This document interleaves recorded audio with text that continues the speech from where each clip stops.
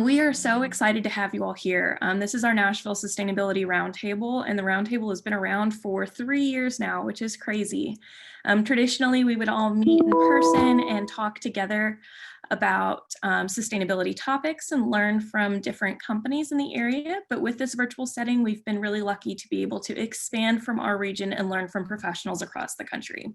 So today we're going to be specifically talking about equity and renewable energy. So before we get started, we're going to take a look at the agenda. And on the right there, you'll see our definition of sustainability for your reference. We're going to get started with Patrick introducing what energy is and looking at different energy sources, as well as defining what equity is as it relates to this presentation. Each of our speakers are going to have about 10 minutes to present on what their organization does and how it helps create a more equitable community. And then we're going to have a chance for a Q&A. Patrick's going to start asking a few questions we know you want to hear the answer to, and then we're going to open the floor to allow you guys to ask questions. And then at the very end, we're going to do a little pop quiz to see who was listening the best to our speakers. So be paying attention to that.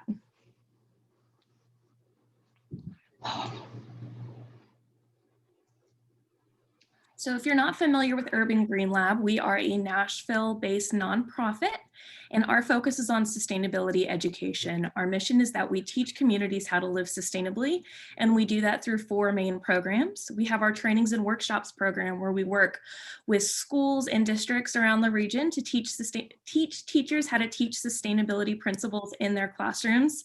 And we also do the same thing with different workplaces and organizations across the region. We have our Students in Sustainability program, which places high school students in corporate and nonprofit green teams, and they work with that green team to solve a specific sustainability problem that they are facing. And I think we have a few of our SIS students here with us today, which is really exciting. This year we have 16 students paired with 5 different partners. And we have our Nashville Sustainability Roundtable, which is this event here that you guys are attending. It brings together professionals across the area to learn about different topics of sustainability and figure out ways to collaborate to create a more sustainable community. And lastly, we have our lab recognition program, which really allows Urban Green Lab to work with you and your organization one-on-one, create a green team, and then develop that system of sustainability education so that it lasts forever. So if you've got any questions about our programs, feel free to reach out. We would love to have you more involved with our organization. We also lead 2 initiatives. We have the Nashville Environmental Justice Initiative, which is a brand new initiative we started this year with Tennessee State University. And we are currently in the research and planning phases to figure out what needs there are for environmental justice education here in Nashville. And then we also lead the Nashville Food Waste Initiative, which works on reducing food waste here in the region. We, of course, want to say thank you to our amazing sponsors. And if you're interested in sponsoring Urban Green Lab, please reach out to us. And lastly, we want to say thank you to the individual supporters of today's program. Each of these people donated upon registering, which is not required but greatly appreciated. It helps us continue to do this great work. So if you are inspired by our mission or the work that we do today, you can always donate by visiting our website or going to bit.ly/teamugl. You can even text Team UGL to 44321 and it'll send you a donation link. And we are a 501c3, so any donations are tax deductible. And then we want to welcome members. This is not an inclusive list of everybody who attends our roundtables, but you can see here we have such a wide variety of professionals that attend these events, and we are so grateful for all of the knowledge and all of the experts who join us. And that's us. We're a small little team of 5 people, small and mighty, and we're really, really proud to be able to serve you. And lastly, I'm going to go ahead and introduce myself. My name is Nicole Brose. I have a master's in sustainability leadership from Arizona State University, and I've been with Urban Green Lab for a year as a full-time staff member, but I was actually introduced to the organization through this exact program. So I've been working with Urban Green Lab in some capacity for the last 2.5 years, and I'm so grateful to be here with you today. That icebreaker question was, what documentary do you recommend? I definitely recommend Something in the Water. It was done by Ellen Page from Juneau about some environmental justice issues in Canada. You can find that on Netflix. I'm going to hand it over to Patrick. Excellent. Thank you so much, Nicole. So just a little bit about me. My name is Patrick Earl King II. You got my middle name. Not everybody gets that one. I got my degree in communication studies from Louisiana State University. And unlike Nicole, I had a book recommendation, and that would be Sapiens, A Brief History of Mankind by Yuval Noah Harari. Really recommend this book. If you think people are interesting, you will be blown away by this book because it just goes back in time. And where this event is not about that book, though. But if you'd like to follow up with me about that book, my email is just patrick@urbangreenlab.org. So big thanks to our guest speakers that we have here today. We have Yesenia Rivera, we have Laura Zapata, Jason Carney, and wow, Laura Zapata. Yeah, wow, indeed. And everyone, if we are not speaking, we wouldn't mind just making sure we're muted. So yes, again, big thank you to our guest speakers, and we're going to be hearing a lot more from them shortly. I'm just going to give us all just a brief primer and define a couple of topics that's going to help us just get a better understanding of the subject matter here today. So first and foremost, what is energy? I'm going to preface by saying this is not an intro to thermodynamics, so we will not get too bogged down on the science of things because we have experts here, and I'm not one of those experts. But energy is broadly defined by scientists as the ability to do work. What exactly does that mean? That's a very broad, big definition. And while we're talking about energy, which is a very broad and big concept, but energy can be seen in just everything that we do from while we're asleep to when we get up. So to get out of bed and make our way to the bathroom requires energy. To wash our hands and brush our teeth requires energy for the water to come out of the faucet. Energy, it can take many, many different forms, and we can see it applied in many, many different ways. Another tenet of energy is it can be neither created nor destroyed, which is the third law of thermodynamics. And the last time we're going to get into that a little bit. But it can be neither be created nor destroyed, but it can be transformed into a different form. So you can see in this picture here on the right, the food you put in your body is transformed to energy that gives you the ability to move around and also gives your body the energy to kind of keep those internal systems going that keep you alive. Same with the sun. It provides plants with heat and light, which in turn the plants use to create food. You can look at your car and the gasoline that you put in that to make it go, and the electricity that you use in your oven to make food and kind of get that process going all over again. But as far as energy sources are concerned for this conversation, it can probably be put in two different categories: renewable energy and non-renewable energy. We're going to talk about non-renewable energy first. There are four major sources of non-renewable energy. And as the name implies, non-renewable energy is finite and exhaustible. So there is a limited supply of these energy sources. But those four major energy sources include nuclear, coal, natural gas, and petroleum. Those last three are something known as fossil fuels, and that's because they were formed in the Earth's crust millions of years ago from dead plants and animals, so fossil fuels. Now, one thing these fossil fuels have in common is in order to give us energy, they need to be burned. When these products are burned, they release carbon dioxide and other gases into the atmosphere. Carbon dioxide is the gas directly responsible for trapping heat inside Earth's atmosphere, which gives us the greenhouse effect, which in turn gives us the current state of what we're currently experiencing and we're calling climate change or global warming. Also, those facilities that produce that energy are primarily located in low-income and minority communities. And that's because these communities have the least agency to fight large energy corporations from coming into their community. And these large energy corporations seek these communities out because they have less agency to fight to prevent them from being built in their neighborhoods. Now, nuclear energy does not get off scot-free. Nuclear energy results in radioactive nuclear waste. This nuclear waste exists for thousands of years and can cause harm to humans' health. So moving on to renewable energy sources. Renewable energy sources are those that are derived from Earth's natural resources. They are infinite and they are non-exhaustible. So these are things that we are hopefully going to always have. These include solar, which we're going to hear a lot more about today from our experts. We can see here a house with solar panels, but we also have geothermal energy that harnesses the energy of the heat from the Earth. We have wind energy, and then we also have hydroelectric, which harnesses the power of moving water. Hydroelectric was one of the first renewable energy sources that America first utilized. And up until very recently, it was the kind of had the market share of renewable energy sources in our energy makeup until very recently. So some of the benefits of renewable energy are as follows. It generates energy that produces no greenhouse gases and actually reduces some types of air pollution. It diversifies our energy supply and reduces dependence on imported fuels. So it's always a really good move to make sure that your energy supply is diverse so that way you're not overly reliant on one or another. It also creates economic development and jobs in manufacturing, installation, and more that supports the triple bottom line. And that triple bottom line being people, planet, and profit. So let's take a quick look at our current energy makeup here in the United States. We can see here from this graph that 69% of our energy makeup comes from those fossil fuels, with about 11% being made up of renewable energy. Now, of that 11%, only about 9% comes from solar. And taking a look at actually a more regional energy breakdown, this is the energy breakdown from Tennessee.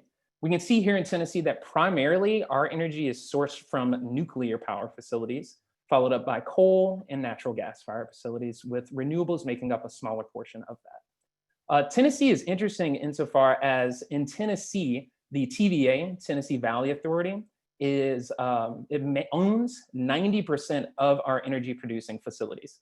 So it kind of goes without saying that we can't really make any progress or any changes in our energy makeup unless we go through TVA. TVA is also the largest energy corporation in America.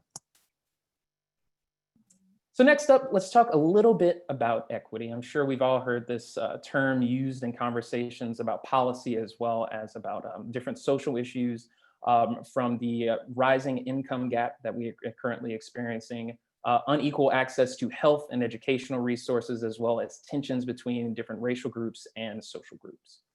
But for the purposes of this conversation, I think it's good to have a definition that we work from.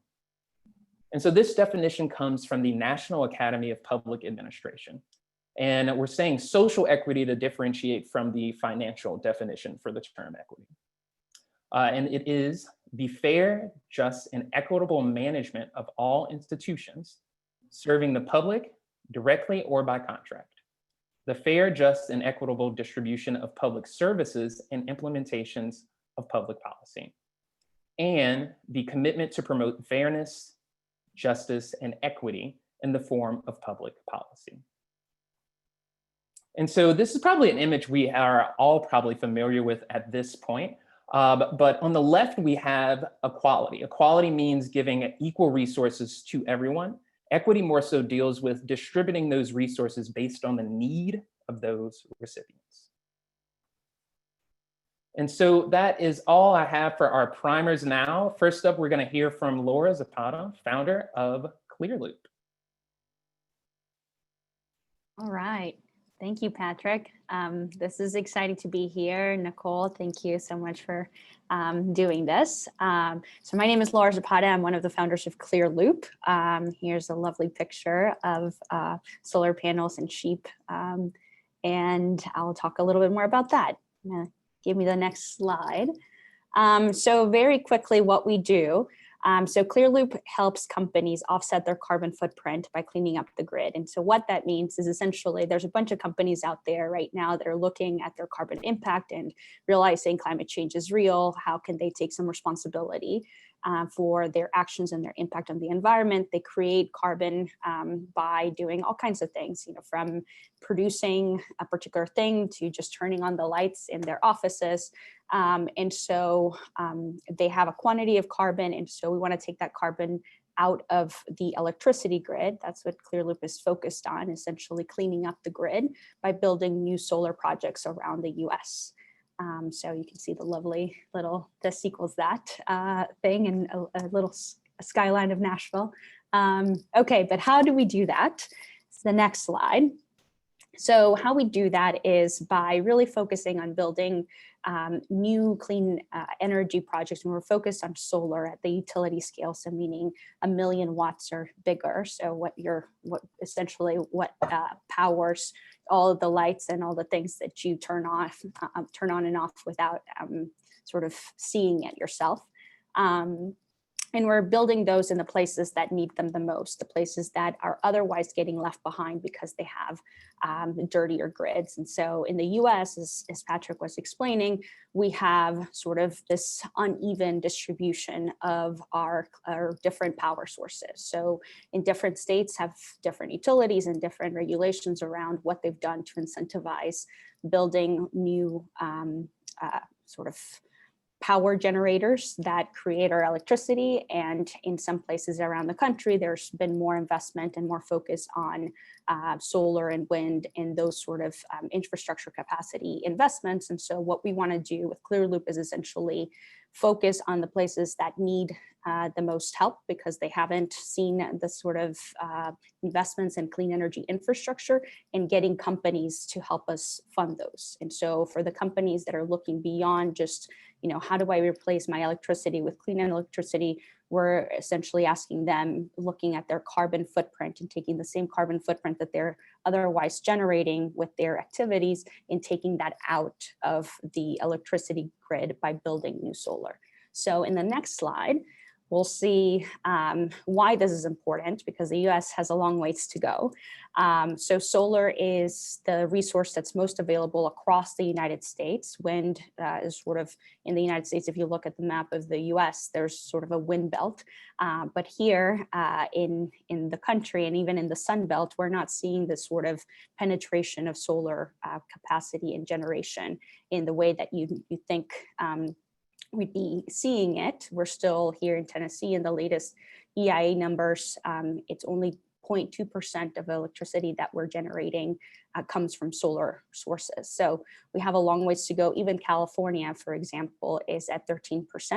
And so what this map is trying to show here is essentially, we did two things that I didn't talk about in the last slide, but essentially we're looking at two factors in the US, and those are the color gradients that you see.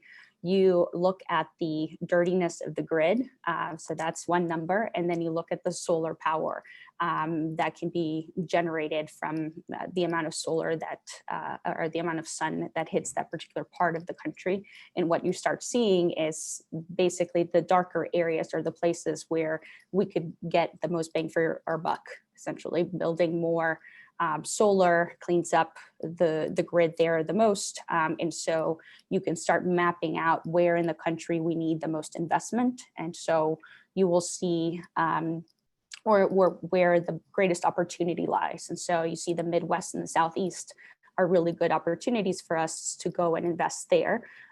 Because it takes fewer watts of solar to be built in order to offset a metric ton of carbon, which is what companies are looking to do and take credit for.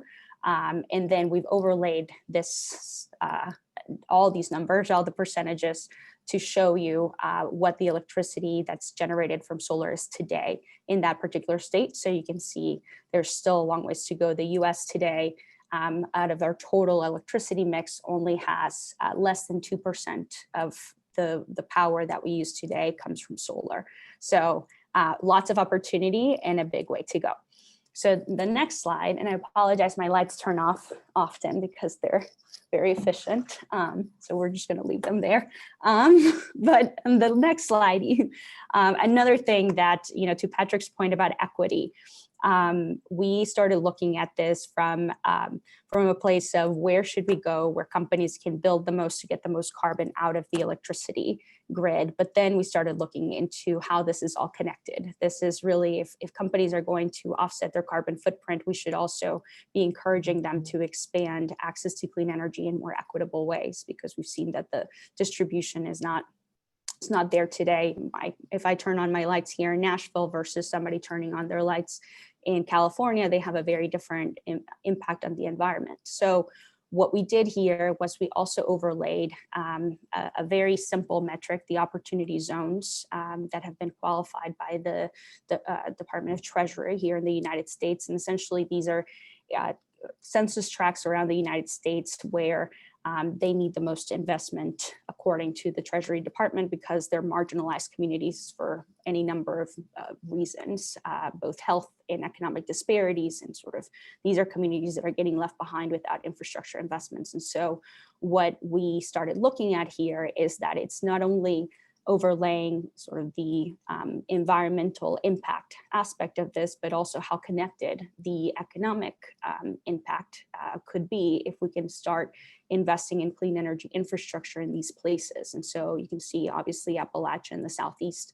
are places where this sort of investment is not only great for sort of environmental and health benefits, but also for the economic, spurring some economic activity in these places, because what results from this, building a solar project at the utility level scale is oftentimes the biggest infrastructure investment that a community has had in generations. And so that means that the tax base is actually higher. It often becomes the biggest taxpayer in some of these counties. And so if we can start connecting all these dots, for companies that are looking to make an investment, it's not only just about the tangibility of offsetting their carbon footprint by building a new solar facility, but also seeing that this has sort of the ripple effects of investing in clean energy infrastructure in the United States in the places that are otherwise getting left behind without their investment. So who are we is the next slide.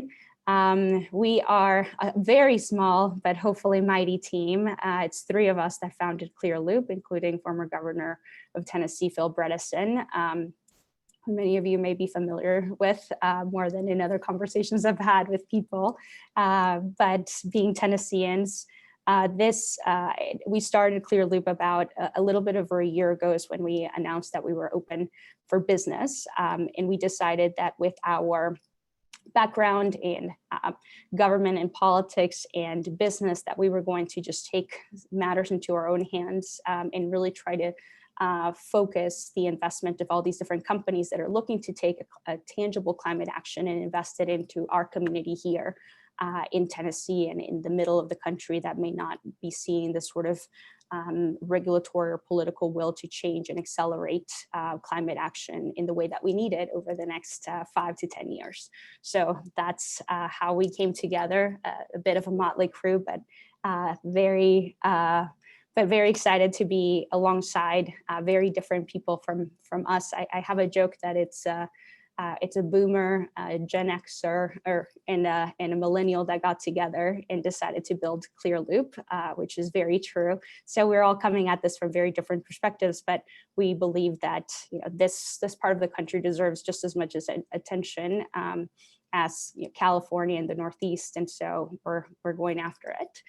So if you're interested in learning more, I'll stop there. And the last slide is, drop us a line, hello@clearloop.us. We have internships for the spring that we're really excited about. And any questions or things that you want to learn more about Clearloop, we'd love to talk to you. Our first project we've just announced is going to be doing groundbreaking in Jackson, Tennessee. It's going to be a 1,000,000 watts, a 1 megawatt facility.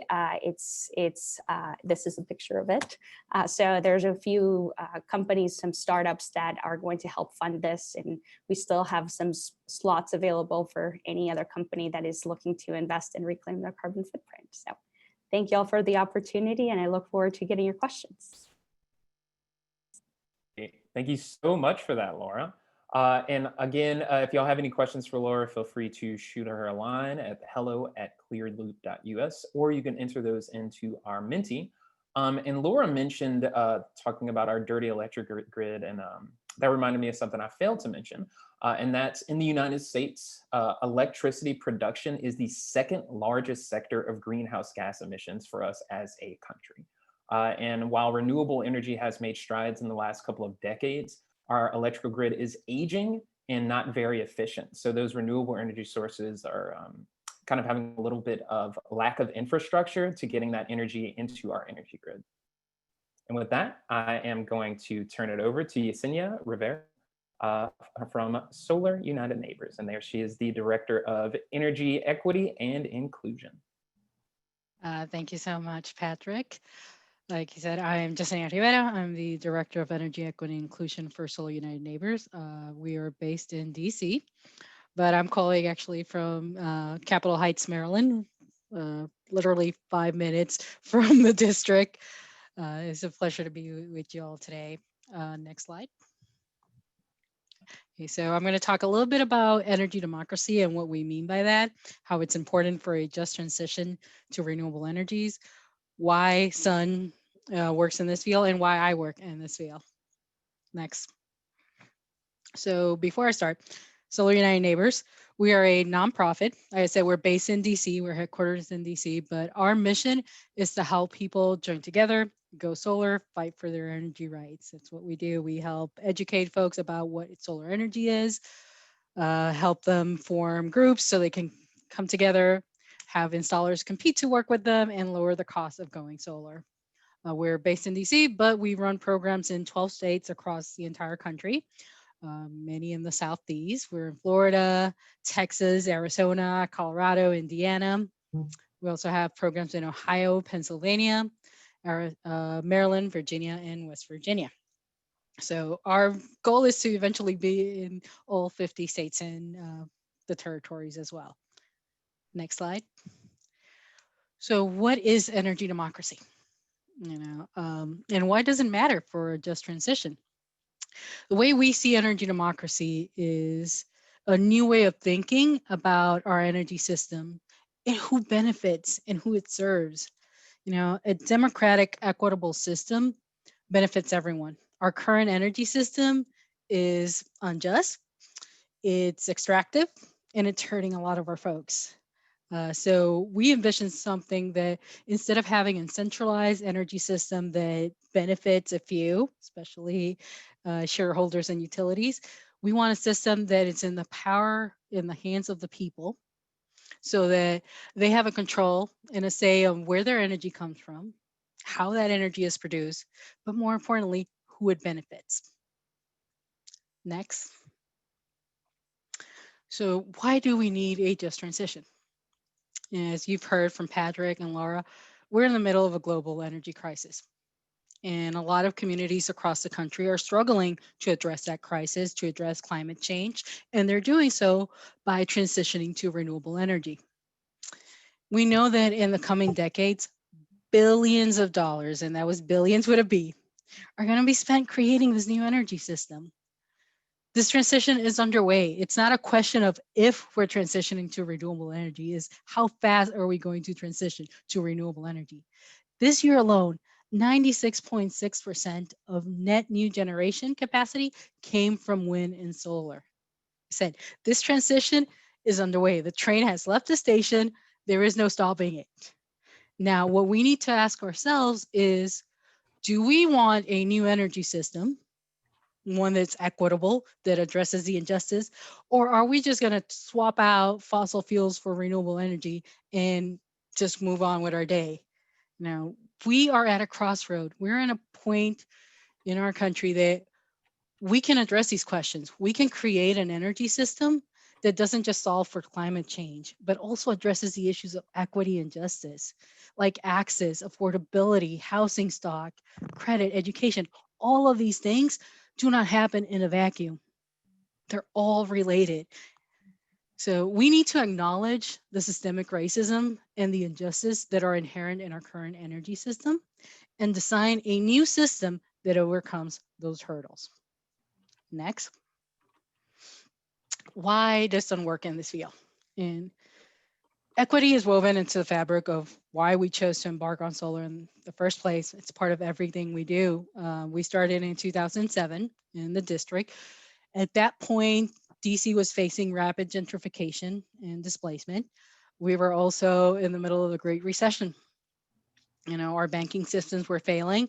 People were losing their homes. We're struggling to pay their bills. And we looked at solar as the answer to help keep these folks in their homes, to help alleviate some of the burden by reducing their energy bills.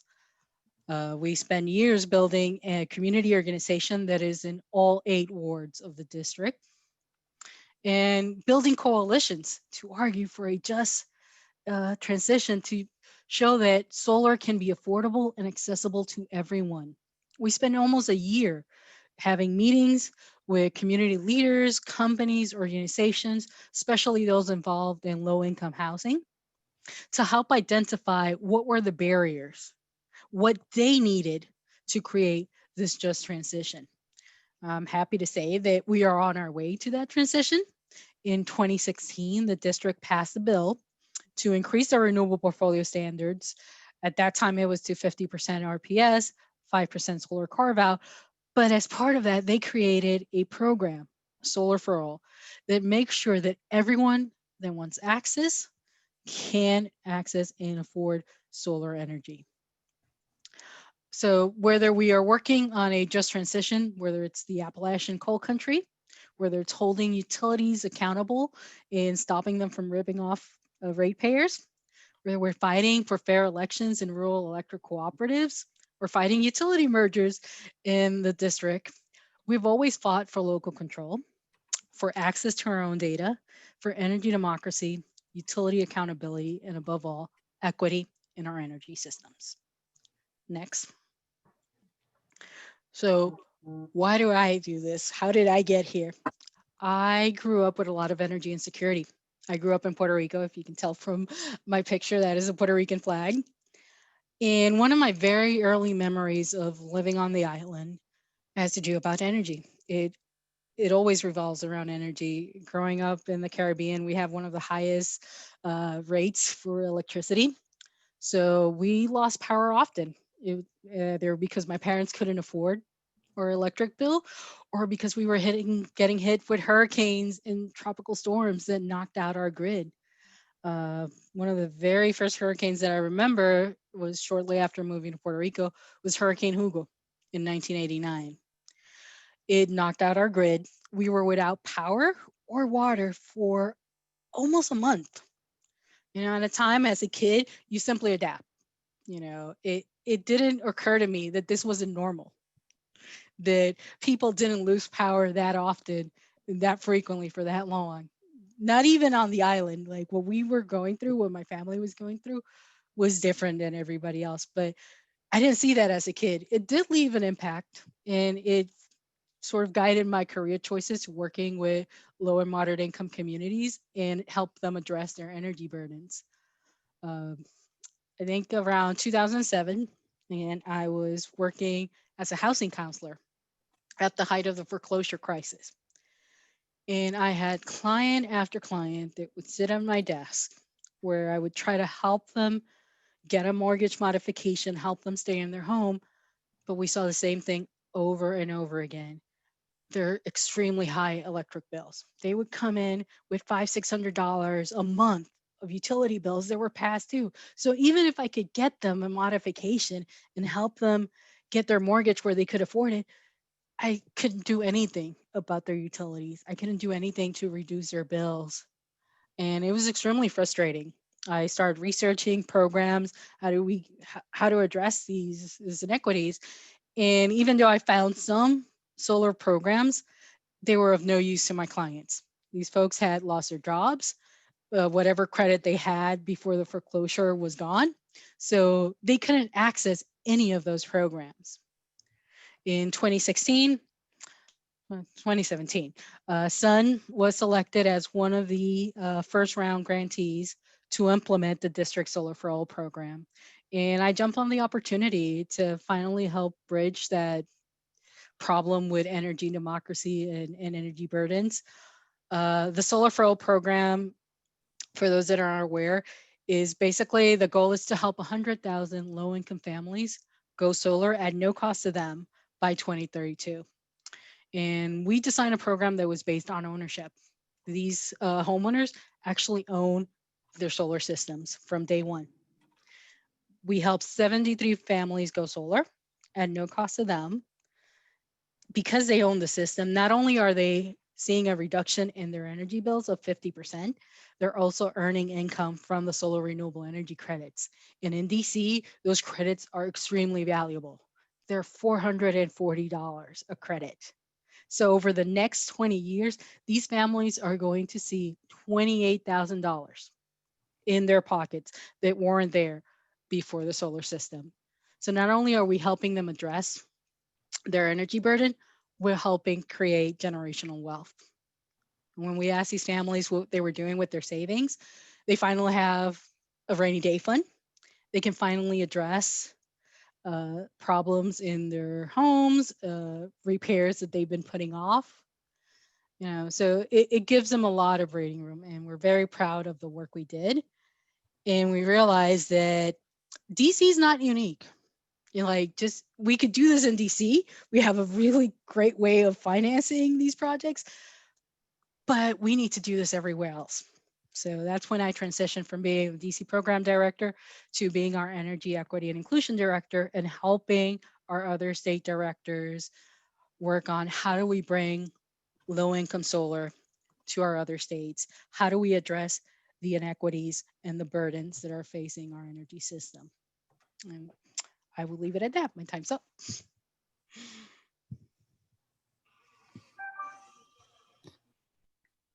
Couldn't find a way to unmute myself, but Isina, that was amazing. Thank you so much for that. Next up, we have Jason Carney, founder of Energy Electives in Nashville, Tennessee. Hello. Hey, thanks, Patrick and Nicole and Urban Green Lab overall. And thank you guys. I've got a ton of slides, so I'm going to move pretty quickly. I think I, on average, have about 30 seconds per slide. So I want to bring in some of these large thoughts around energy and equity from a national view, as you heard from Yesenia and DC, kind of to the Tennessee and Nashville perspective. So give you a landscape around energy and equity in our area. So I'll move through the slides pretty quickly. Next slide. So this is a little bit about me. I always have to start with thanking my Lord and Savior Jesus Christ for health and strength and being able to do what we do. That is really the genesis of my love for other people and wanting to help other people. These are some of the things that I've done over the years. Next slide. So we'll talk about policy a little bit, and this is one of my favorite quotes because it really is all about policy. This is a pretty smart guy, Dr. Jacobson from Stanford, that basically says that our only barrier to 100% renewable energy is political and social. It's not technical and economic. And if you've been in solar business for any length of time, you've had to deal with these smoke screens of technical and economic issues being a barrier, and it's truly not. Next slide. To understand the landscape, you've heard them referenced before, but you've got to understand TVA, the Tennessee Valley Authority. Here's a little bit of kind of data on them. But what I want you to understand, which is most important, is that there is no public utility commission for the TVA. There's really no referee or a balance. They kind of are very autonomous and get to do what they want. There's no inclusion requirements, especially around solar. I've asked that question specifically to them, but they do, make attempts to be inclusive. But they get to, again, be autonomous in how they choose inclusion. And their board is appointed by the President of the United States. So, as I often say, to get people and policy change, it can literally be an act of Congress with Tennessee Valley Authority. So just understanding kind of the weight of that and the fact that many years ago it was put into the TVA Act, a federal act, that no one else can create, make power and sell it within the TVA fence. That was really good back in the 30s because you needed that protection so that they could build up this company and bring power and jobs to poor people in the Tennessee Valley. But now we're transitioning renewable energy, and now their policy is a hindrance. It's a barrier. Next slide. So as I said, TVA sets the solar policy, and why is that? How is that? There are basically two buckets, if you will, for solar. There's DER, which is distributed energy resources, and C&I, which is commercial and industrial. Small scale today, and you'll see a little further in the slide that there is no residential program where they are buying your solar power back if you interconnect with their grid at net, what we call net metering. There's no buyback program anymore, so you have to have a battery for it to make any sense. Otherwise, just the way the solar works, pre-COVID, we're not home in the day when the sun is making the most energy, and you're pushing a lot of that back to the grid or not benefiting from it. And then when you're home, the sun is down and you're not getting any power from the sun. So today, because of the fact there's no residential program, you need a battery that pushes up your initial ticket, your initial cost, and therefore since they killed the program, they're very influential on that side. On the other side, if you go large scale, you have to have the capital to do that, and you've got to have an off-taker, someone who's going to purchase all that power that you're making at that level. So one way or the other, small scale or large scale, TVA sets the policy, and they kind of dictate what we're able to do. Next slide. And here's some of the kind of results of that policy. As you saw, it was really interesting to see Laura's slide in that you could see in the Southeast, we're getting about the same amount of sun, but right over there in North Carolina, it was like 4.5, and over in Tennessee, it was like 0.2. So it kind of shows you it's not the sun that changed, it's really just policy. And you can see here the TVA is below the Southeast average for solar per customer. And also for systems, large size systems, the TVA ranks below the Southeast average. Next slide. So yeah, despite making claims of doing a lot of solar, these are exaggerated, and they are misleading.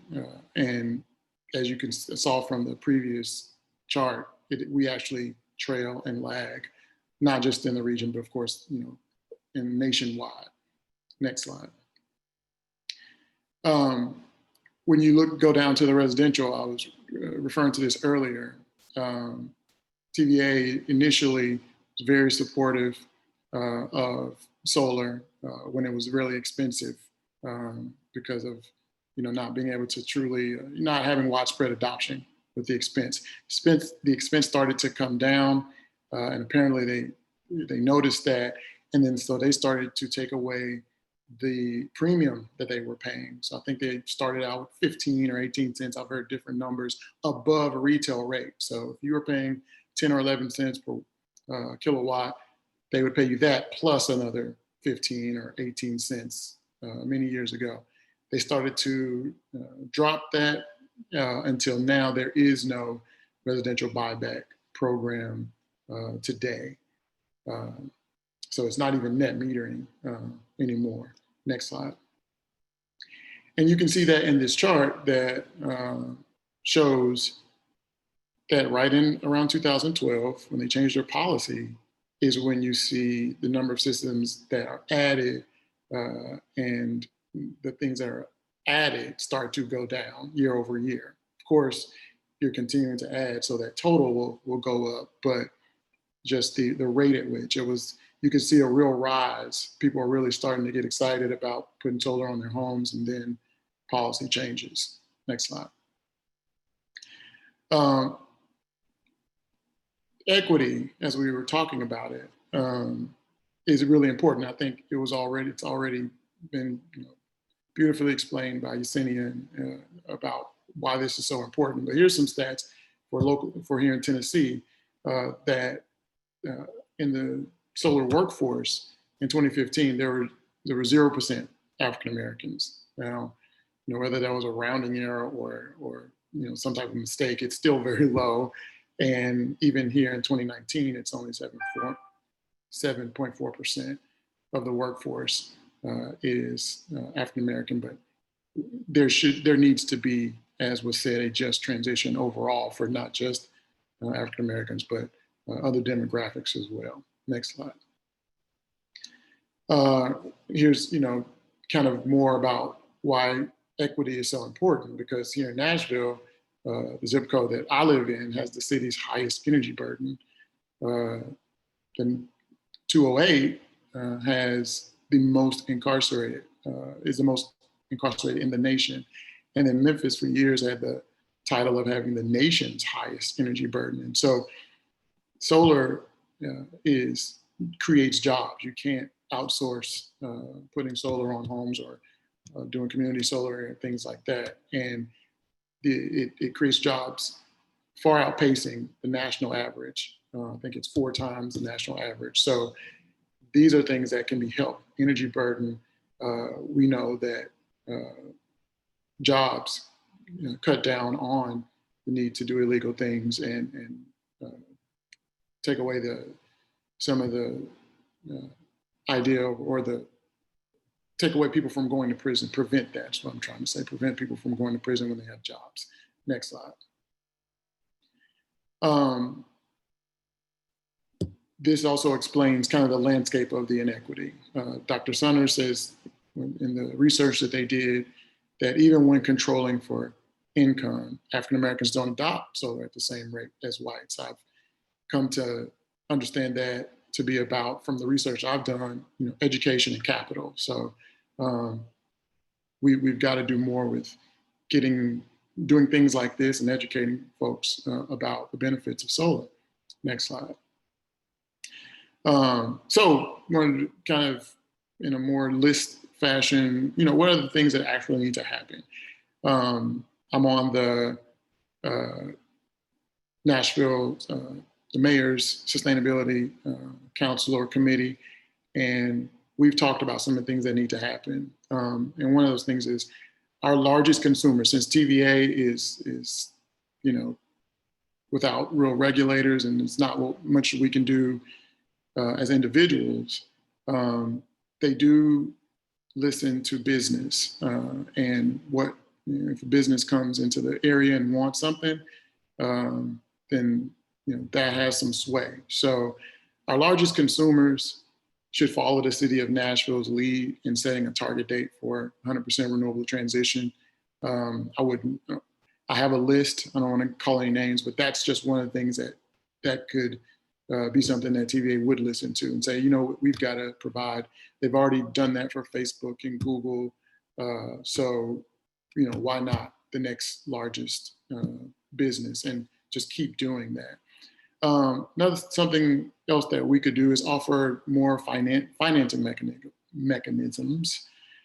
PACE, if you've never heard of it, is property assessed clean energy, where you're financing a solar installation or renewable energy conservation measure over a 20-year period or a 30-year period, cutting down on that initial cost. And actually, and most likely, your savings outweighs your financing. So that would be something I'm sure, and I've talked to people that would be welcomed. That's been proposed, it was being worked on at the state level, but we need to have things like that. On-bill financing, e-utility in Arkansas is a great example of that, where the utility puts up the upfront cost, and then on your bill, they finance it there, but you're also saving on your bill. So it could equal out, or you could win, or it could be helped. Grants from foundations and others would be also great. And we should lift up and elect visionary leaders in leadership. We've got to have the leadership to think about this, to see what we can't see, and to push us where we didn't know we could go. And that's going to be really important. Next slide. So here's an example of that. We'll go through it. I did a project where I taught the students at Whites Creek High School how to design and install and do all the things project management wise to do a solar installation, just to show how near it can be to us and how it's not rocket science. Next slide. Here's kind of how it started. A lot of education. We got a donation of panels. We took kids around the city to see some current installations. And then the whole project was about them doing it all the way. So They picked the site on the school grounds, and then we started to get to work with design. Next slide. This is kind of moving forward, getting we had a groundbreaking, but before that, we went to the codes office, got approval from that department, talked with electrical contractors, picked the site, started receiving, they ordered the materials and received it all in the shop. Next slide. Next slide. And then we got into the design and the construction, and it was an awesome experience. Next slide. Here's a little more about the progress as we were making it. Next slide. And here's the final result. It's a 3.2 kilowatt nameplate or DC installation over there at the school. You can go over there. I don't live far, so if you ever want me to go and meet you there and ask questions, I'm happy to do that. It's a source of pride for the school, and I think for the community as well. Next slide. Here's a little more about, as somewhat visionary leadership. Energy Electives is I'm the founder of. Tennessee Solar Energy Association I'm president of, and this is what we need to do. We need to do more energy efficiency, more solar, and advocacy. That's, I think, an important component. We've got to, really, as I said, explain and show and lead people where they didn't know they could go. Next slide. Another way, besides the White Screech Project, we're doing to address the idea of African Americans not adopting solar at the same level is doing a solar seed project. I'm doing this in partnership with BayWa, and we are just about found a host home, and hopefully that'll be a great example in that neighborhood, and we want to hopefully continue to do more projects like that. Next slide. What can you do? What can we do? Patrick talked about Sapiens and how much he's in love with that. I wrote that down, Patrick, because I'm going to find that. And my current obsession is Cast by Isabel Wilkerson. So if you want to get steeped in why equity, is so important, then I think this will be a game-changing book for you to look up. If you want to, kind of see how that equity can move into the energy space, I think Denise Fairchild's Energy Democracy, which was referenced by Yesenia as well, is a good start or the next step.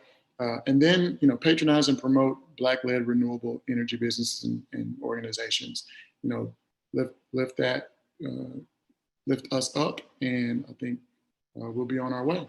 Next slide. Okay, I think that was the end of my slides. You might have skipped one, but either way, that was pretty much it. I appreciate it. Thank you for your time. Sorry about that, Jason. Did not mean to skip a slide. Thank you for giving us that local and regional perspective, though. And then lastly, up next, we have Dana Claire Retton, CEO of Solar Concierge out of Atlanta, Georgia. Thank you. And thanks to all of the presenters today. This really helped me to kick things off. I don't have any slides. I was just going to talk to you today, but thanks to these amazing presentations that I'll reference, you've got a great starting point. And I'm going to also share a website in the chat. Feel free to peruse that if you don't want to look at my mug while I'm yapping away. So my name's Dana Claire Retton, pronouns her, she. I'm originally from Western Pennsylvania. Laura shared a national graphic with opportunity zones. My little hometown is Forest in PA. You can find us a little dot in the western part. Sorry about the latest performance in the election, but I did go to school in Philly. And I lived there for 6 years, so we pulled it out over there. And I'm sitting in Atlanta, Georgia, a city too busy to hate, and looks like Georgia performed fairly well. I say that from the perspective of energy policy and equity, but obviously you've heard how policy is pretty much the biggest barrier to solar adoption, and I'll speak on that pretty quickly. But I wanted to, just kind of talk about my story, and hopefully that inspires or at least influences anybody looking for a clean tech career on this this call to understand that a lot comes together, and it can be very dynamic and maybe not straightforward. So in growing up in PA, and we heard from a similar story from Yesenia about realizing that something just that you grew up with wasn't exactly what everyone went through. So I was looking at orange streams that smelled like rotten eggs and thinking, oh, well, some streams are just orange and some are blue, No, that was acid mine drainage, actually. That's what happens when you grow up in coal country, and your mom says, you better not play in that river. You better not play in the river. So things have cleaned up a little bit. Those protections for the water were actually thrown out these past 4 years, so maybe we can get them back. But all that to say, I grew up with environmental degradation, and it's no surprise because my town is pretty poor. So that's what we, and that's environmental justice, that's environmental racism. And as I embarked upon my solar career, I just kept seeing it more and more. So the link that I shared with you all in the chat is our program called Solar Stewards. And let me talk about that a little bit, in addition to my background. So started a company in 2012 when I moved to Georgia. Now started my solar career in San Diego, California. And again, a nod to policy. This was back when there was a thing called the California Solar Initiative. So it was given rebates to solar installs on a sliding scale, very successful program for adoption, helped a newbie like me enter the market and learn the basics of sizing systems and all of that. But what I did see was folks weren't, these contractors were doing this contractor thing where it wasn't on the up and up, and they really didn't have anybody as a consumer advocate. So that's what you see on the screen, Solar Concierge. That is a consulting business I started close to 10 years ago to help just regular folks adopt solar. So giving them just as we say, keep it 100, just giving them the real deal when it came to the economics and what it was going to take. And then similar to Solar United Neighbors in a way, helping them with a quasi RFP process. So vetting installers, we call them EPCs, that stands for engineering, procurement, construction, for their project. But that just wasn't enough. I had to tell so many people, listen, the economics just don't work for you, or the policy, you don't have net metering here. They go online and Google all this cool stuff that you could do everywhere else, well, California at least, in the Northeast. And sitting in Georgia, I'd have to say, yeah, no, sorry. And just being the bearer of bad news all the time. And, that wasn't fun. So that's where Solar Stewards really came about. I thought, let's, as kind of Jason gave a nod to, let's listen to business.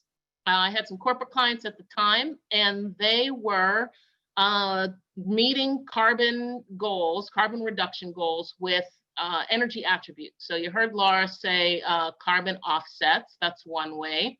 And a carbon offset is what it sounds like, it offsets carbon.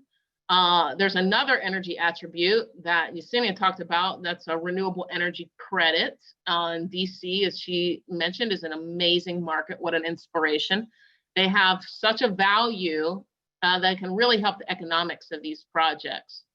And I thought, and then talking to these corporates, they said, okay, we want to put all the panels on there, and that was 20% of their load or how much they used. They wanted to do net zero, meaning they wanted to zero out. So the 80% was left. I said, hey, go to the market, buy some RECs. You can buy cheap hydro, you can buy cheap wind. They didn't like that.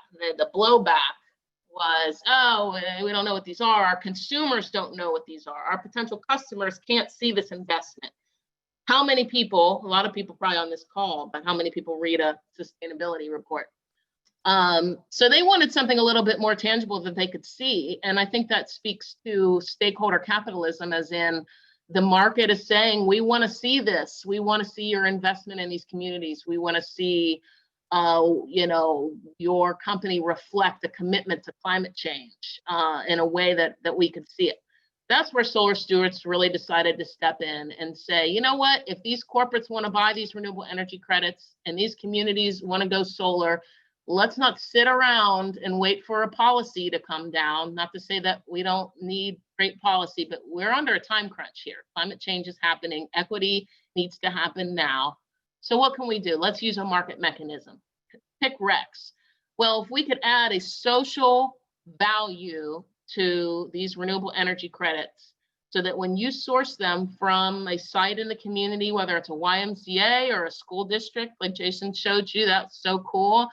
Or maybe it's a county government where the population of, people of color is, 40, 50%. Maybe it's a rural electric co-op where they've proven to have persistent poverty. If we can find a market mechanism to incentivize companies to buy from these, then, we will be helping them enter into this, renewable energy marketplace, this new democratization of energy, which I'm so glad was already spoken of, because that's really where we're at with Solar Stewards, is providing that market tool to help this amazing investment that the private sector is making in carbon mitigation and linking that to communities that really need it. So that's just a little bit about that. We focus on distributed generation. So the difference is, instead of utility scale, and I want to talk about the slide that Laura put up with Georgia had 1.5% of our energy coming from solar. I mean, that's actually pretty impressive, so nod to the public service commissioners. I mean, we're not doing nothing. But that is not exactly located in, these communities that I'm speaking of, that have been marginalized through things like, redlining, the wage gap, you name it, the systemic inequalities. So that is all utility scale. It's great for those communities in the rural areas, for the most part. They get kind of lease revenue sometimes. But at the same time, we don't have robust programs for distributed generation, and that's where we focus. So when I say DG, or when Jason says DER, distributed energy resources, we're speaking of the same thing, and it's important for you to know it's a little different than utility scale in that it's co-located near the load or where people use the energy. It's also really important because that's how you can increase resiliency. So you can, with when you have it in the budget, and that's one thing that our social renewable energy credits help to do, is bring more, project revenue. You can make it storage ready. So that means, you have a nursing home, a senior center or something. At least it'll have the type of inverter that you would need to have a storage application at a later date. Maybe you can get a grant for that battery, I don't know. But we primarily look at the solar assets, and so resiliency and distributed energy resources go hand in hand. Another thing that Solar Stewards does, and I carry this lead a lot, is we use distributed ledger technology to track the renewable energy credits. What does that mean? Well, I don't want to nerd out too much today, but that basically says that we use a transparent method, and communities all over the globe are transitioning into a peer-to-peer energy marketplace. This is kind of the Uber or the internet for energy, if you will, where, say I'm a homeowner, I've got solar, I go on vacation for 2 months. Wouldn't that be nice? I'm not going to be using energy here. And you're over there, you're having your whole family over for 2 months. You're going to be using extra, washer and dryer is going to be going. Maybe you got a jacuzzi, you're going to be using a lot of energy. I mean, in the future, you'll be able to say, hey, you know what? I'm not going to be home. I'm going to sell you my extra energy I'm producing at this rate, at this term. It's already happening. Don't take my word for it. This research is popular in a lot of other countries that don't have the policy barriers. For instance, Australia is a big one. And also, of course, the economics to support, folks being a little bit more innovative. So Solar Stewards has that technology baked in, and we see this similar to what you heard about being an economic tool for communities. So they get to enter this marketplace. And we really see the future going that way. If policy catches up, that'll be great. In the meantime, let's just get these assets built. And that's what Solar Stewards is here to do. So I wanted to also talk about, yes, the biggest indicator that a community is next to environmental degradation or toxic waste is race. So what we do is use that in a major factor in looking at, the pricing of our social recs. One thing I get a lot of questions about, and I've heard in mainstream media is, oh, if only we had equity metrics. And I'm getting that, let me just be completely transparent, that it's a falsehood. If we have equity metrics, people have been working on environmental justice for decades. As a matter of fact, that stat I just shared with you is from 1987. Okay, I was 5 in 1987. I'm a millennial too. I'm cuspy. I'm on the cusp. And nothing has changed. They looked at it again in 2007. They were like, "Ooh, it's kind of worse now." So things aren't getting better. We have equity metrics. We have opportunity zones where somebody carved it out. The Department of Treasury went around the map and looked at, and they could tell you where the poorest places are. So anytime you hear we don't have equity metrics, that's a falsehood. We can quantify a cubic foot of carbon in the air that a company admitted, how many years ago. We've got equity metrics, and we're working with scholars in academia, all the way to economics, on making sure that we quantify these in different ways and looking at it from a variety of standpoints, whether it's just what's it take to get a project done here, to what would it take to add a workforce training component. Can we add STEM education and energy literacy within the project? Let's make it storage ready and bake that cost into the social attributes. You name it. We're even looking at risk mitigation from an insurance perspective. So lots of ways to approach it. But check out our website. Feel free to reach out to me on the LinkedIn. That's Dana Claire Redden. And I'm excited for everybody tuning in today. I think, you've heard even better from everybody else that this is just an amazing field, and we can really help equity with energy because it is an economic driver. You can't attract business without having energy in your community. So thanks so much for hosting. Dana, thank you so much for that. And Nicole has shared with me that we have a lot of really great questions coming in. And actually, Nicole, if you're there, is there one more slide? But again, these are our presenters, our speakers, and we're going to get to the Q&A portion of this kind of panel hybrid discussion. Thank you all for that. And let's see. Oh, nope, just kidding. Got a little bit ahead of myself. But for our panelists, I do have one question to get us started with. And we're going to go in the order in which you presented, so kind of out of order from this picture here. But Laura, Yesenia, Jason, and then Dana, this question is, and you'll have about a minute-ish to answer, so I do apologize for that. But the question is, what can we do as citizens of Middle Tennessee, the Southeast, and the world to help promote a just and equitable transition to clean and renewable energy? And Laura, I'm going to toss that to you first. Man, that's a heavy one, but I think that there's some good takeaways from the conversation we just had. I mean, everybody is pointing to something that's very clear: is we need more people to be paying attention to the structural sort of challenges that we have. And so, whereas Jasenia's talking about DC and Dana's talking about Atlanta, we have an opportunity to learn from some of these places and really make sure that the system is set up in a way that allows us to have more access to clean energy across the board and across this country in a more equitable way. So what we can do, I think, is really start paying attention, and two is try to figure out and sort of ask the questions of our policymakers and our utilities to just try to figure out how can we do more, and how can we get to the place where the Sun Belt is really known not just for the amount of sun that it gets, but also the amount of solar power it's generating.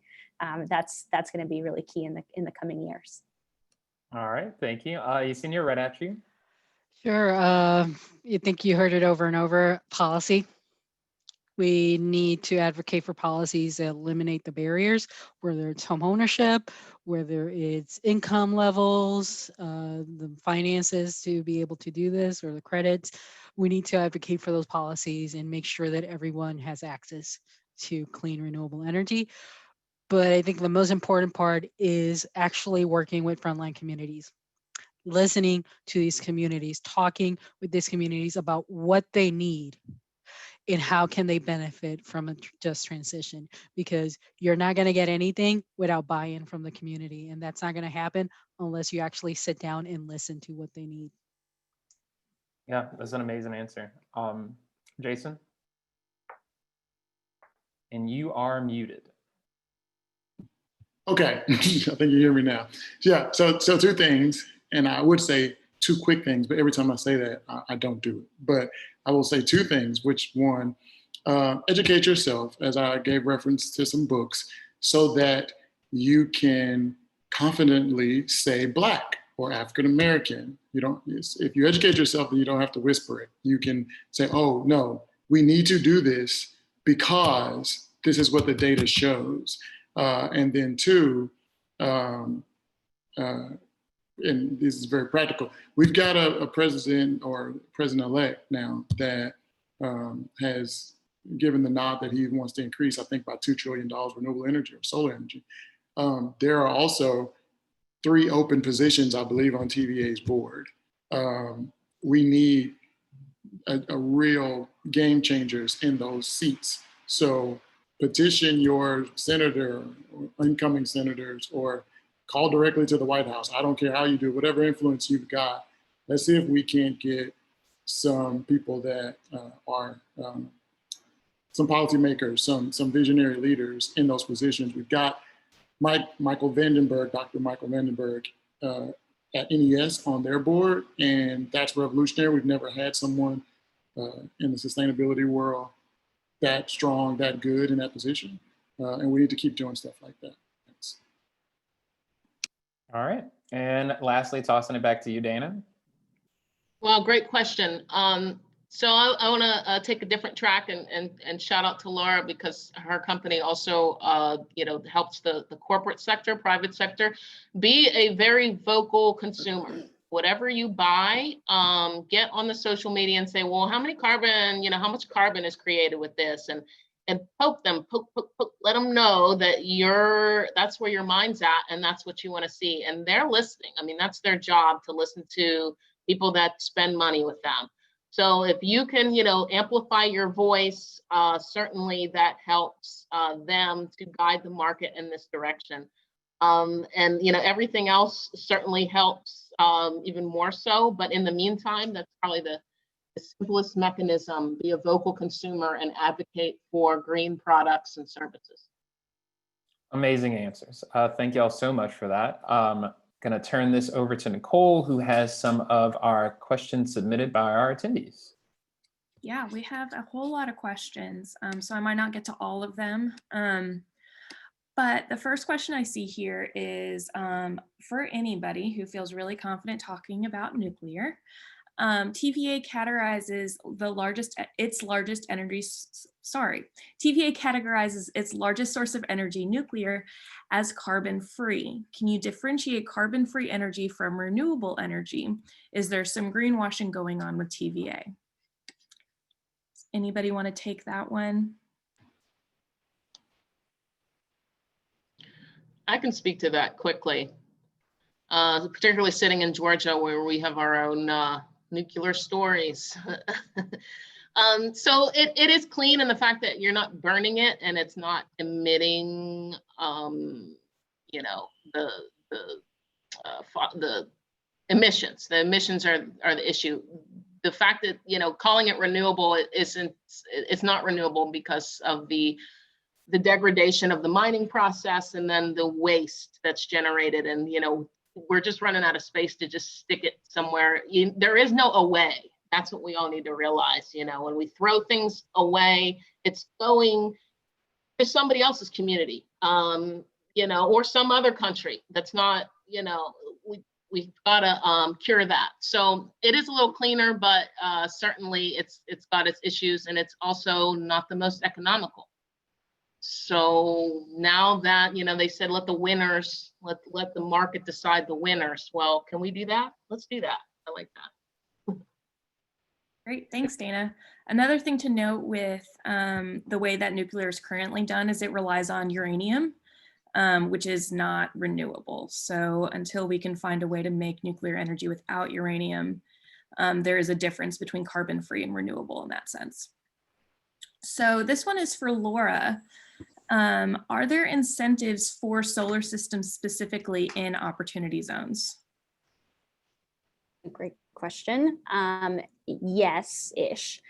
So the way that it works is opportunity zones, and I wanted to use the opportunity zones as sort of a layer, basic layer to show where the sort of connectedness of both the opportunity of building new solar and cleaning up the grid, and the importance of spurring economic activity in these places that have been identified as needing it the most. But yes, on opportunity zones, essentially, the way that it works is that there are incentives to invest in those places for different sort of big projects, including infrastructure projects. So if you're identifying the thing with opportunity zones is that they're fairly small. A census tract is small, smaller than a county.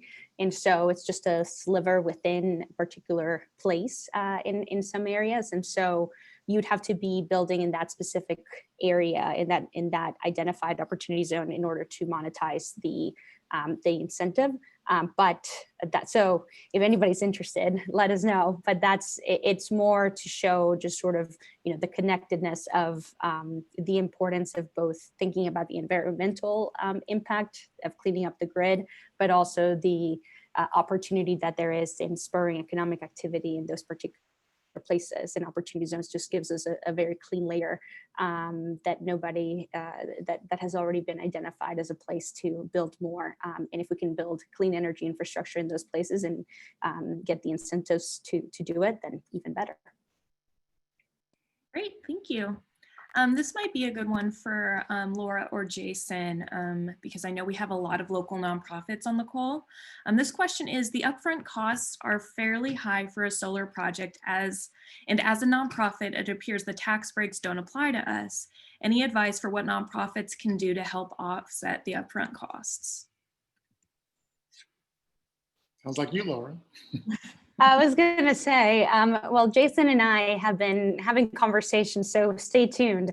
But yes, for the upfront cost of building new solar is the thing that it's very expensive. And so we're trying to figure out, just like others have done, trying to figure out how to subsidize those builds. For us, Clearloop's focus has been primarily in this utility scale, just because that's sort of in our DNA. But there could be a possibility where we start thinking about how do we help nonprofits build within their own sort of footprint. And so Jason and I have had some very, very initial conversations. So if any nonprofits are interested, who are here in Nashville, are interested in talking a little bit more, the way that it would work is essentially trying to get companies, they get the environmental attributes. So whether it's a REC, the renewable energy credit, or the carbon offset, from helping fund that facility. And then what the nonprofit gets, if you own your building, is get the low cost energy. And so that's what Jason and I have been talking about. We don't know how it's been maybe a month from the beginning of this conversation, so very early days, but the more people we can sort of harness your thoughts and your energy around this, the better. So if you're interested, hello@clearloop.us is a good place to find me, or Jason, I think you shared your email as well, and would love to keep the conversation going and see how we can make this happen in Nashville.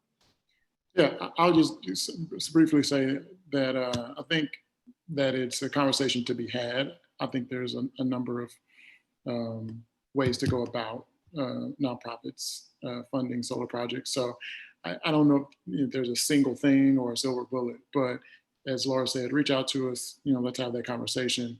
And I'll throw in some kind of current event type stuff, which is that nonprofits, there is a community solar that's the nonprofit model. So we currently, NES, here in Nashville, as a contract with TVA, that there's some they have their own particular autonomy with about 5% of their energy. So you might be able to do something to that effect.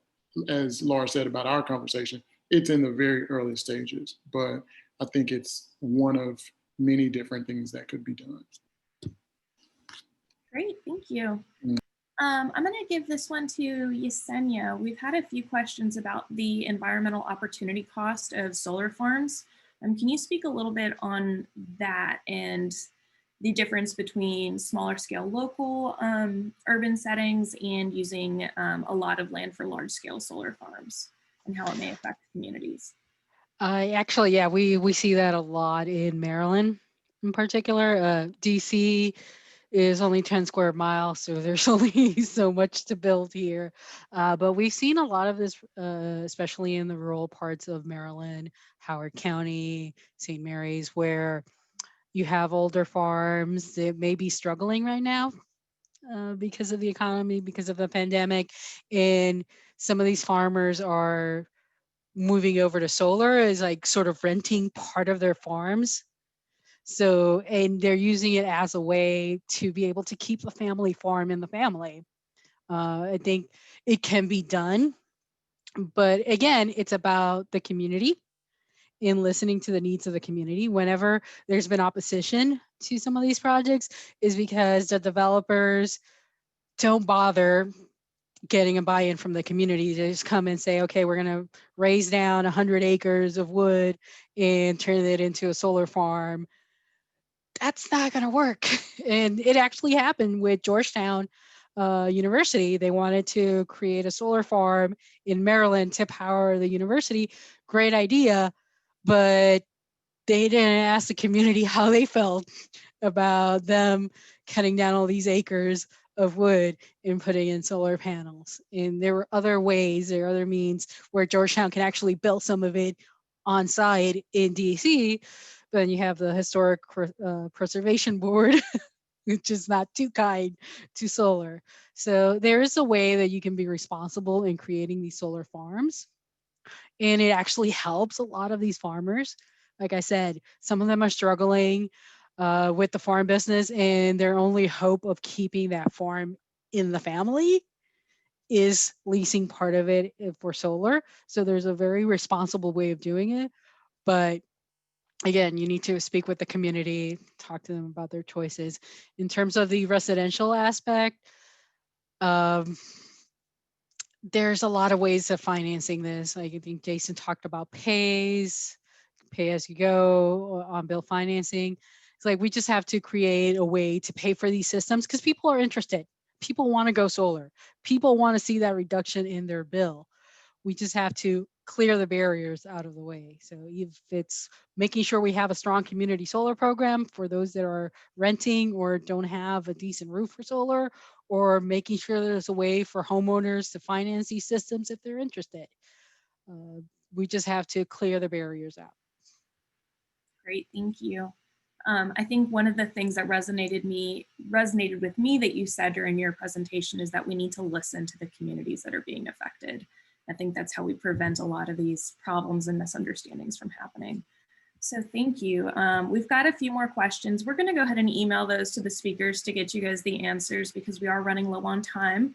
So I'm going to let Patrick finish up, and then anybody who wants to stay a little after 1:30 will have a short little pop quiz on Menti. All right, thank you, Nicole, and thank you to our panelists. So we're gonna skip ahead to some brief announcements that we have. There we go.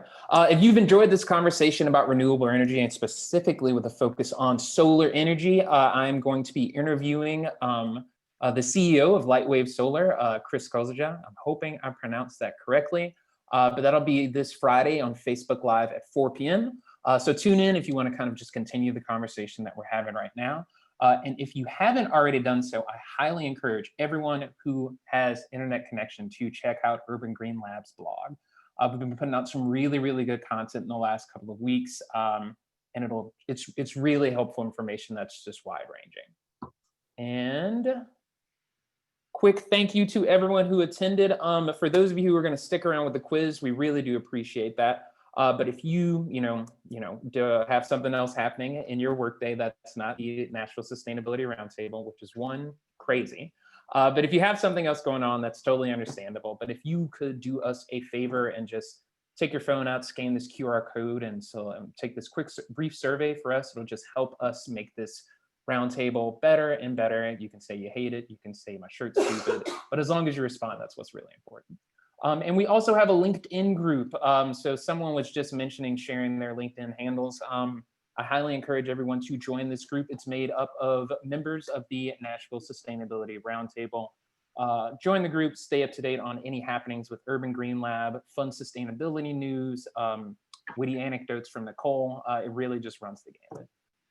And be sure to follow us on social media. It's generally Urban Green Lab on all the platforms except Instagram, where it's the Urban Green Lab. So yeah, thank you all again. And with that, we are gonna go back to the pop quiz. Pop quiz time. Yeah, I can go ahead and share my screen. And a big thank you one more time to all of our speakers. We really, really appreciate your time. We know that you guys are busy doing amazing work, and we all are really inspired. Thank you again. We just can't thank you enough. And we will send all of their information, their social handles, and their slides to everybody who attended today's meeting as well. Thank you all so much. Yeah. Big thank you. So I'm going to go ahead and share, and we'll do a quick quiz. It should only take about 5 to 7 minutes, but it'll be fun.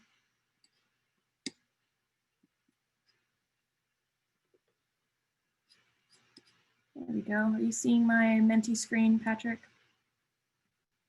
We're seeing your desktop. That's not what you want to see. All right, give me just a second. Sorry, y'all.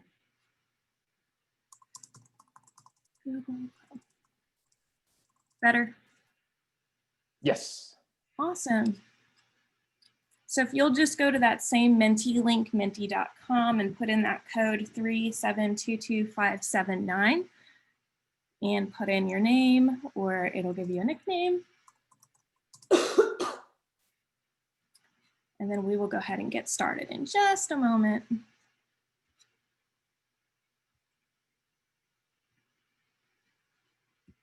I'll give about 30 more seconds, but if you're still here, you're welcome to join the quiz at any time. It allows you to pop in.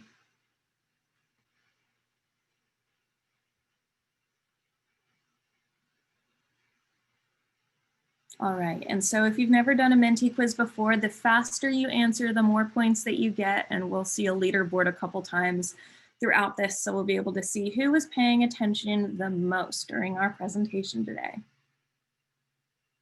All right, we're gonna go ahead and get started, but again, feel free to enter the quiz at any time.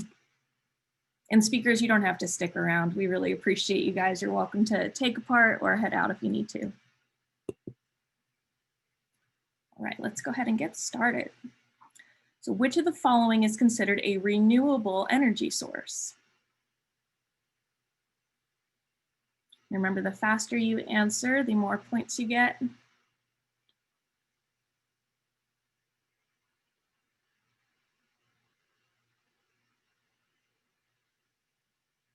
Great job. Wind. Everybody got that one right.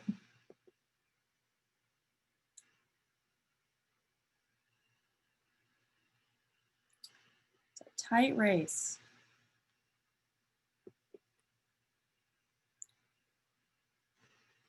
Next question. Which former governor helped Laura found Clearloop? You can see your options on your phone or at the bottom of the screen.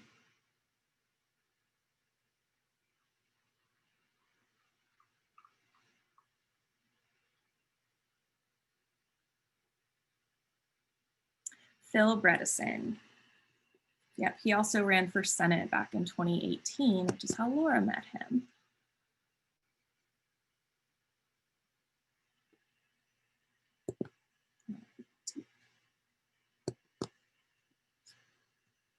Sorry, it's a little frozen.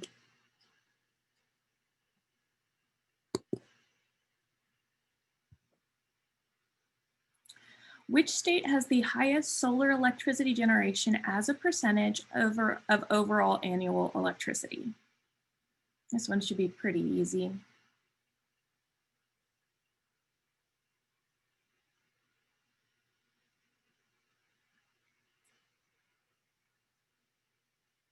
It is California. Tennessee only has about 0.2% of our energy is solar. So we are really far behind, but hopefully we'll catch up very soon.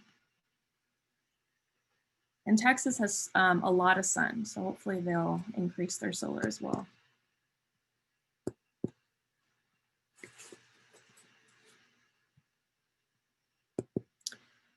Next question. What is the latest book that Jason recommends? You have to be really listening for this one.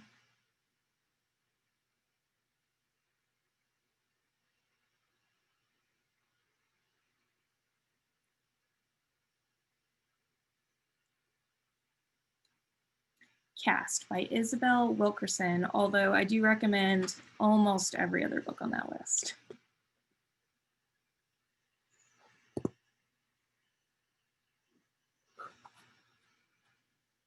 What was the nameplate size of the Whites Creek High School solar array?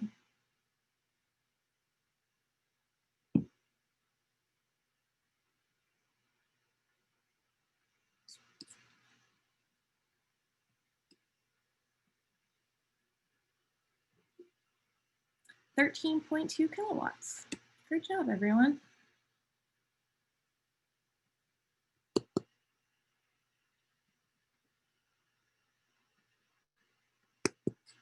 Sorry, the Menti gets a little stuck sometimes. All right, so we are halfway done. And it looks like Grace Robertson is in the lead. It's tight though, you can still come ahead.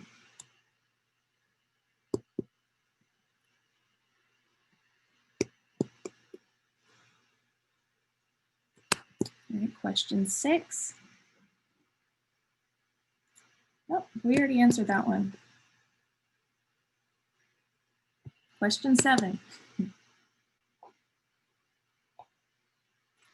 What percentage of net new capacity for 2020 came from renewable energy?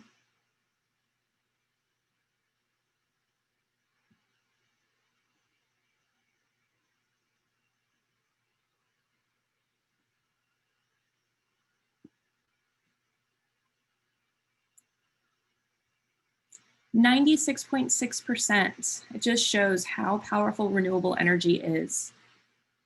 And we really are investing in it because it is a much better option from every angle.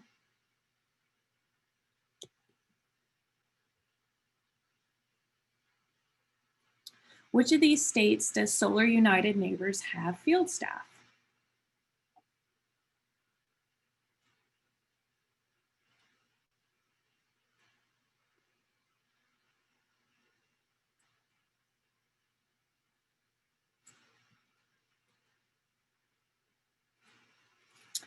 The correct answer was any of them except for Tennessee. They're not quite here yet, and that has a lot to do with our policies as we learned today.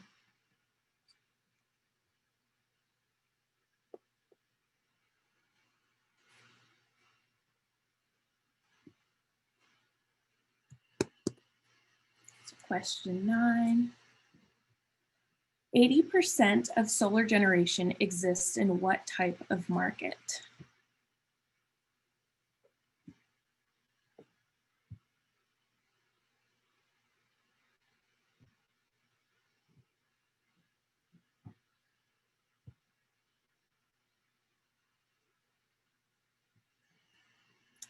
Unregulated. Remember, regulated is like what we have here with TVA, where there is not a lot of options.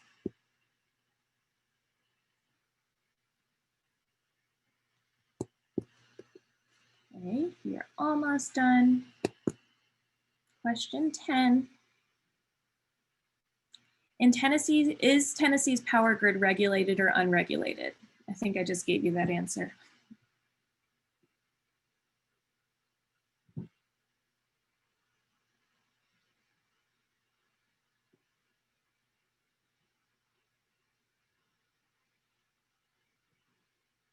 regulated?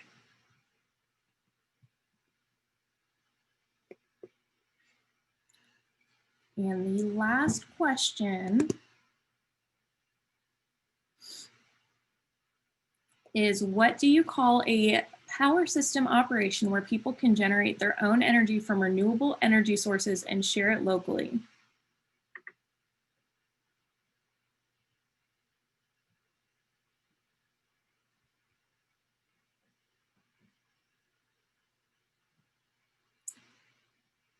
It is peer-to-peer. Solar for All was the initiative. So let's see who won our quiz.